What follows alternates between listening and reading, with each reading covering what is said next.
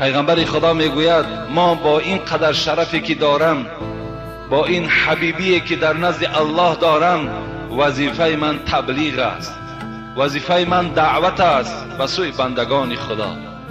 باید بندگان خدا را من دعوت کنم به سوی یگانگی الله، به سوی عبادت پروردگار.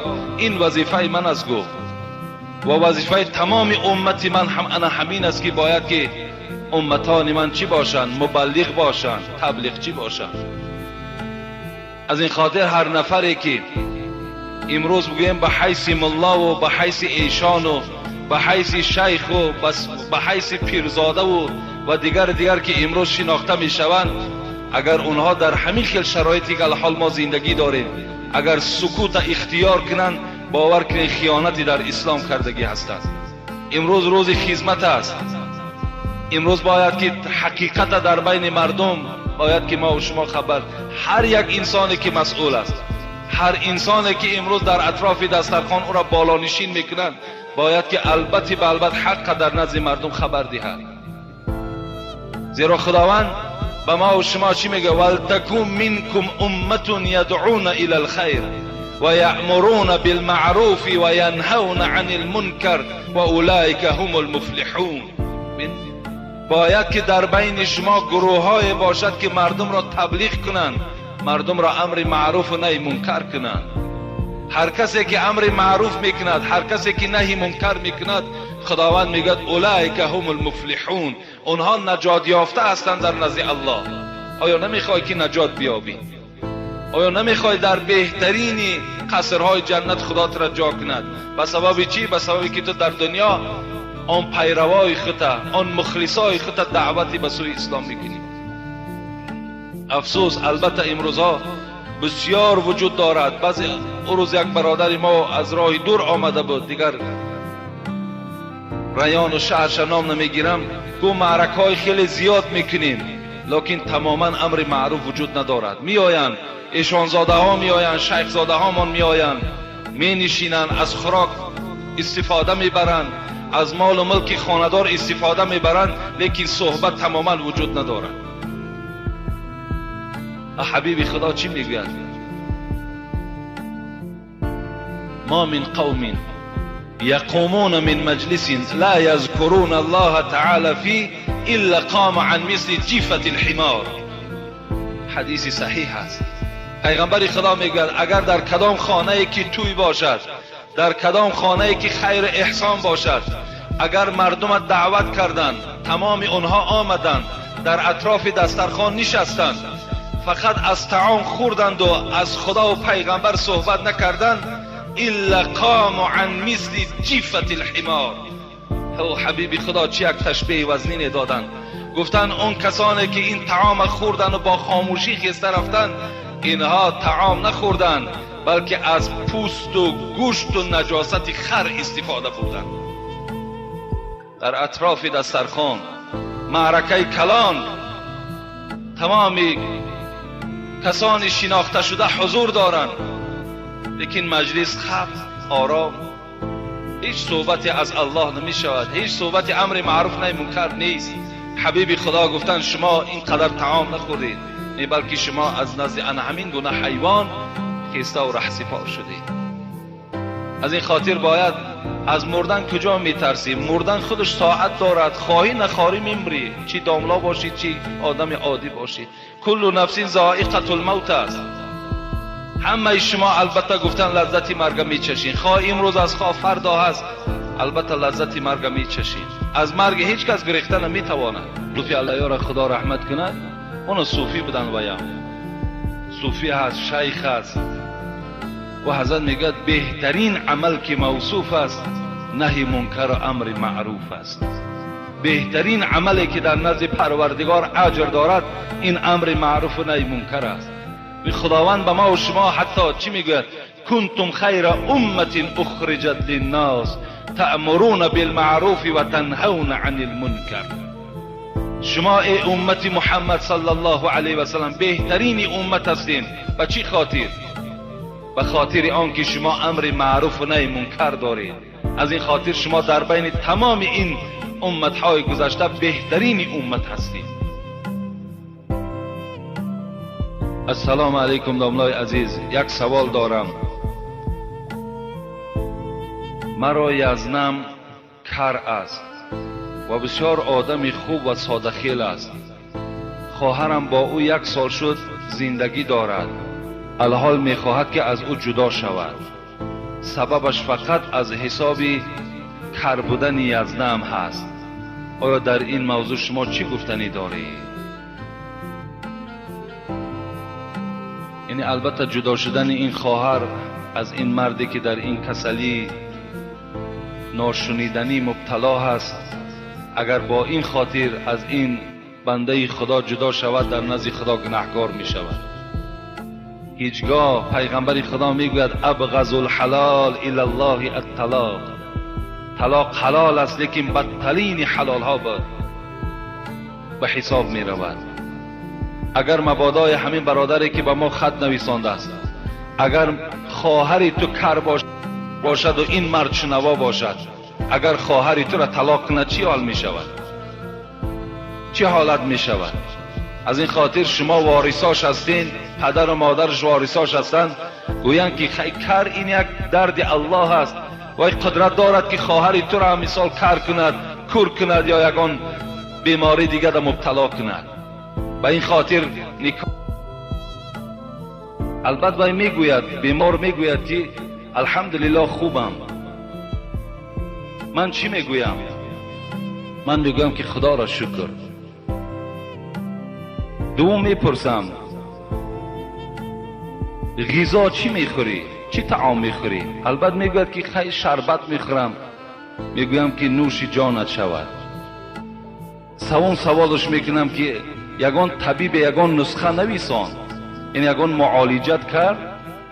البته این بیمار میگوید که مثال فلانی حکیم مرا طبابت کرد. من میگویم که پای قدمش به خانه تو مبارک باد. این جمله ها را این آدم کر میگوید تیار کرد و بعد خانه بیمار رفت. آدم بیمار همه وقت عصبانی می شود. بیمار چند سال خواب آمد و پرسید. همسایه گفت حالا چی خیل است؟ گفت حالم بسیار بد است، قریب است که میمرم. این کر نشنید، گفت خدا را شکر. گفت از غذا چی میخوری؟ دیگری بیمار چند سال چیزی نخوردگی گفت خاک خوردم، گفت زهر خوردم، گفت نوش جانت شود. کر هم تا جواب گفتن نمیشنود اون بیچاره صدای ویا. گفت از حکیم از دکترها کسی ترا آمده معالجه کرد، یگان داروی نویساد؟ گفت کی می آید خانه من؟ گفت بجز عزرائیل کسی نمیاد. گفت خیلی قدمش مبارک باد. این کرها چقدر ساده می شود. از این خاطر این یزنه کر یافتن هم این خودش یک دولت است. هیچی گپ ندارد گیر یزنه.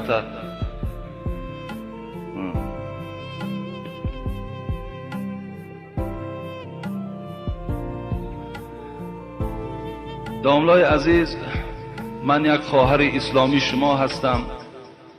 یک سوال دارم. به نزدیکی من به شوهرم جنجال کردم از حسابی که شوهرم دولتدار است و بیگاهی ها مست می آید. من به وکیل و داملای محله مراجعت کردم که او را نصیحت کنند. آنها مرا سرزنش کردند و عیبم را به گردن من گذاشتند و نان و آب را خوردند و رفتند. من بسیار کسیته های شما را گوش میکنم و به خلاصه آمدم که شما این قضیه را حکم کنید، زیرا شما حقیقت را میگویید. به خدا قسم فقط شوهرم گناهکار است از حساب پول و مالش. این خواهر کدام خواهری باشد و ما مکتوب نویساندن که جنجال عائلوی شده است و در این جنجال خواست است که این جنجال البته حل کند. این شوهری که مست می آید، مالدار است، دولتدار است، خواست است وکیل دعوت کردن، داملای محلشون دعوت کردن که این جنجال یعنی به فایده اسلام حل کنن و این مرد تربیه کنن. این نامعلوم که این داملا یا که این وکیل به خاطر البته مال و ملک وی حکمی درست ندادن و این خواهر البته سرزنش کردند، زیرا در آخر میگوید به خدا قسم عیب شوهرم هست. اگر به خدا قسم خورده باشد اینجا کفارت واجب می شود، اگر صحیح گفته باشد کفارت واجب نمی شود. لیکن از روی همین قسمش اگر راست گفته باشد، البته این داملا یا این وکیلی که از حساب مال و ملک او اگر استفاده برده باشند و حکم نادرست در بین آنها جاری کرده باشند، اینا هم از جمله ظالمان به حساب می روند. زیرا پیغمبر خدا هم در حدیث های صحیح می آید که من سئل عن علم فکتمه الجم یوم القیامة بلجام من نار. اگر کدام عالم را یک مسئله را سوال میکنند و این مسئله را صحیح جواب نمیگوید، بلکه پوشیده جواب میگوید یا اینکه خاطر میبیند جواب میگوید، پیغمبر خدا گفت این گونه عالم ها را پروردگار روز قیامت با لجام های آتشین بسته میگرداند. برای من هر کسی که اگر در این گونه قضیه ها اشتراک میکند، اگر دارد علم و سواد حکم کند، ندارد از همه بهترینش همین است که گوید که من نمیفهمم یا من سواد ای را ندارم یا فلانی را دعوت کنید، با این حال البته جانش خلاص کند. این برای او فایده آور است. که بسیار از این گونه انسان هایی که البته از حساب مالداری و دولتداریشان، چه زن باشد چه همسایه ها باشد، خیلی آزار میدهند.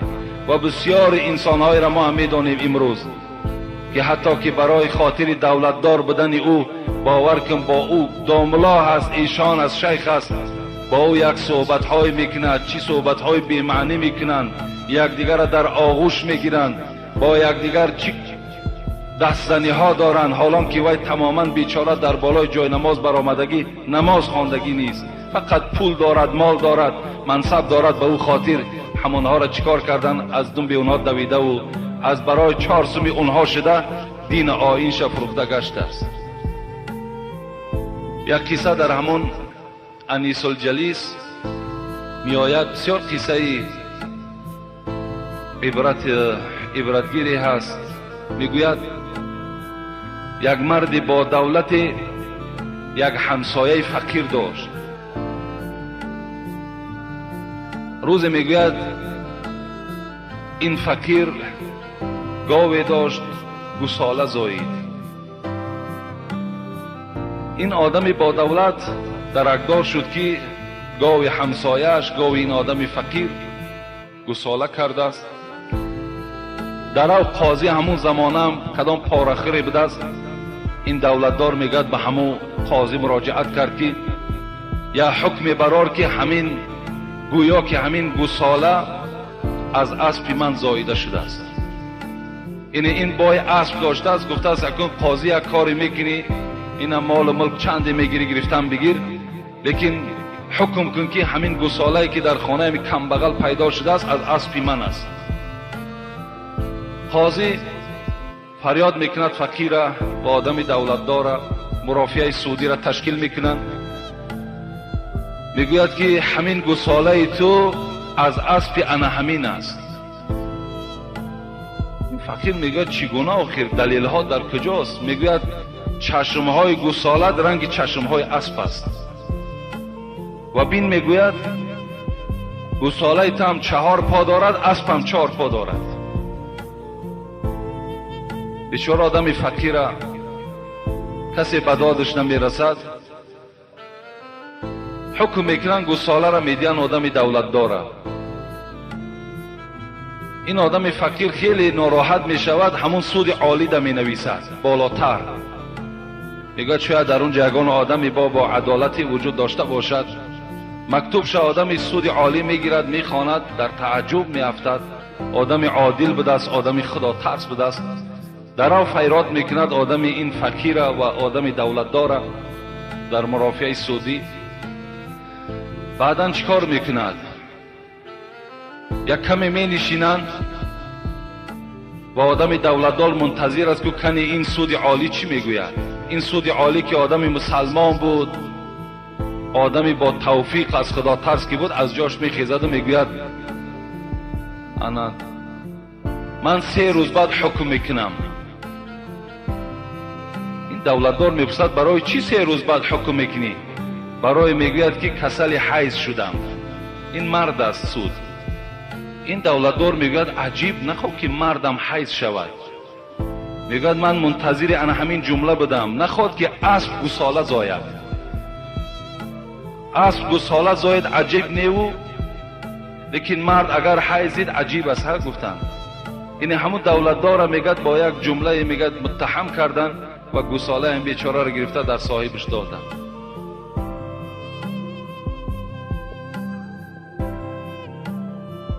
اینجا یک شعر نویساندن، ما شعر تحلیل نمیکنیم. بسم الله الرحمن الرحیم. السلام علیکم استاد عزیز حاجی میرزا. مرده 100 ساله در تابوت هجران بوی گرفت، مرده شوی می بایدش زنده در گورش کند. این چی معنی داشته باشد استاد عزیز؟ اینا اگر شاید این فکر منم غلط باشد، لیکن مرده 100 ساله در تابوت هجران بوی گرفت، ما مرده کسی را میشماریم که پیغمبر خدا میگه مثل الذي يذكر ربه والذي لا يذكر ربه مثل الحي والميت.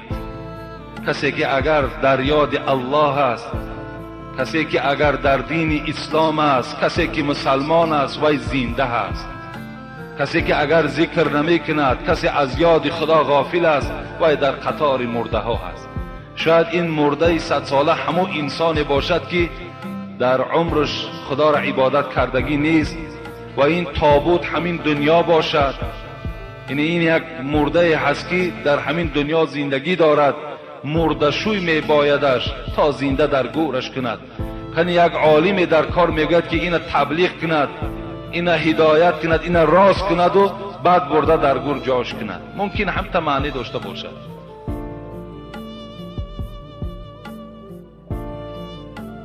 السلام علیکم و رحمت الله. بابای حاجی، من یک مخلص اشدی شما هستم. یک سوال دارم، التماس جواب دهید. من یک جوان خدا ترس هستم. حاضر به کجایی که خواستگاری روی بسیار سر و پاه می فرمایند. دست ما نمی رسد. نفس خود را در زندان کردیم. یک دختر مرا دوست می دارد و مرا می گوید که مرا گرفته ببر به خانه اتان، بعدا نکاح میکنیم. من همین خیال کنم در نزد خدای خود گناهگار می شوم یا نه؟ التماس جواب دید که بسیار ضرور است. البته انسان گناهگار می شود وقتی که این یک حساب جنایت است. وقتی که شما مثال یک دختری که وی پدر دارد، مادر دارد، پدر و مادر وی قدر دارد، قیمت دارد و یک چند نفر انسان ها می شناسد، وقتی اگر تو دختری وی گرفته و به خانه میاری و بعدا نکاح میکنی، میدونی چند قدر در یک برادر مسلمان اینقدر دلازاری پیدا میکنی، آبروی یک برادر تا پس میکنی. شر الشباب فمن استطاع منکم الباءة فلیتزوج و این لم یستطع فعلیکم بالصوم فانه له وجاء.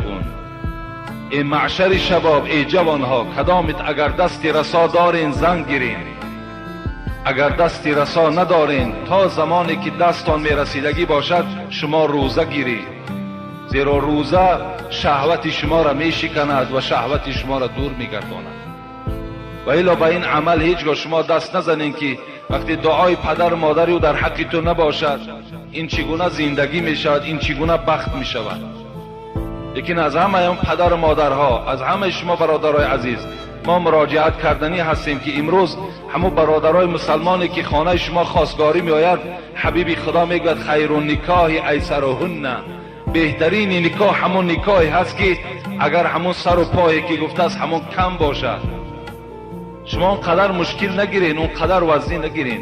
شما فقط به همون جوان نگاه کنید که اگر جوان نمازخوان باشد، بچه خدا ترس باشد، با او مثال با یک مقدار کم هم که باشد با او نکاح کرده دهید. این برای شما بهتر میشه. زیرا پیغمبر خدا میگوید سراسیمگی خود از شیطان است، لیکن در 5 حالت باید که شما سراسیمه باشید. یک تاش همین است که وقتی دخترهای شما به بلاغت رسیدن در حال ویها را شوهر دهید. دیگر مال بسیار نگاه نکنید، زیرا منتظر مال بسیار می شوید. این دختر است، وسواسهای شیطانی وجود دارد، می برد به یک مرد بیگانه گپ گزار می کند، بعد عاقبت شما را شرمنده می کند. دیگر در هیچی که راضی هم که می شوید کسی دیگر باید خواستگاری نمی کند. از این خاطر با همون مال کم هم که باشد، جوانی خوب باشد، جوانی اگر عملهای صالح داشته باشد، دهید انشاءالله شما ثواب بگیرید، بسیار نیک می شود. و حتی همون یک بار من گفتم شما گویم که خنده هم کردین، لیکن این خنده نیست. اگر کدامید که می بینین اپای به شوهر دارین، مادری به شوهر دارین، مامای به شوهر دارین، پر از مردها موی سفیدای زنگیر، شما پیشنهاد کنید گوید ما همین خیل اپا داریم، همین خیل مادر داریم، همین خیل مامه داریم، مرحمت آمده گیرین. گوید این وظیفه مسلمانی هر کدام ما است، این عیب نیست.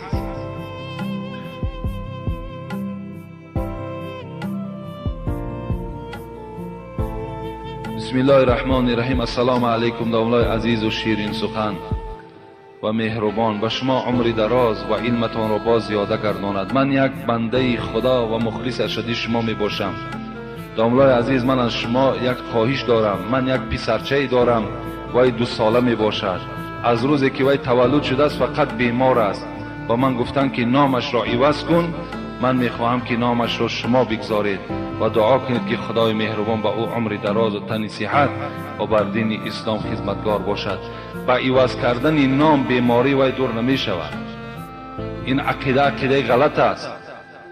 اگر مبادا که شما وی نامش عبدالرحیم مانده باشید یا عبدالکریم مانده باشید، که پیغمبر خدا گفتن بهترین نام همون نامی که در اولش عبد داشته باشد، یا بهترین نام همون نامی هست که عبدالله باشد، عبدالرحمن باشد. شما وقتی این عبدالرحمن را گرفتن تغییر میتین، نام دیگر میمانین، فکر میکنین شفا در همون است. این شفا در نزد الله است. درد خداوند خودش میدهد و درد پروردگار خودش دور میکند. با عوض کردن نام هیچگاه وی بیماریش دور نمیشود. برای همین بگذار همون نامی که اگر اسلامی داشته باشد همون نام اسلامیش باقی ماند. فقط در حقش دعا کنید، پدرش مادرش دعا کنید که خداوند وی شفای کامل دهد. ما هم دعا میکنیم خدای مهربان شفای کامل و شفای عاجل نصیبش گرداند. آمین یا رب العالمین. السلام علیکم ای دوستی خدا حاجی مرزا. در تویها تقای عروس میمانند. تقای عروس با 50 یا 100 سامانی قناعت نمی کند. شما در این مسئله چی میگویید؟ همچون یک پیشوا ضرور است التماس. ما چندین بار گفتیم در نکاح نه تقه تماما حاجت هم نیست، لازم هم نیست. این تقه بازی ها را باید که از بین برداریم، بس است دیگر.